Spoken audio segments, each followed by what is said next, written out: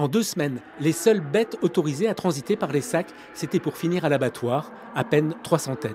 Alors la réouverture du marché pour l'engraissement des broutards a fait revenir les négociants de toute la France. Thierry, éleveur dans les Deux-Sèvres, vient ici depuis 40 ans chercher des jeunes veaux de race Aubrac. On est arrivé hier en fin de matinée, on a fait des commerçants sur le Nord Aveyron, et puis on vient au marché de l'Essac pour acheter du maigre. Voilà, et on rentre ce soir à la maison.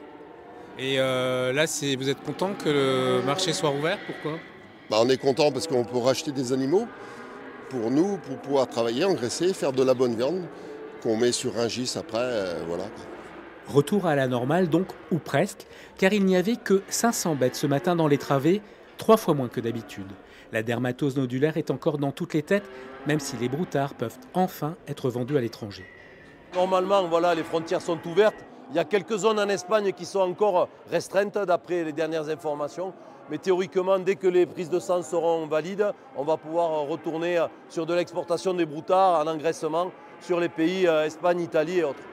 Même si les cours ont pris une tendance à la baisse, la reprise de l'export reste une bouffée d'oxygène pour les éleveurs. C'est une très bonne chose et malheureusement les cours ont chuté depuis la fermeture.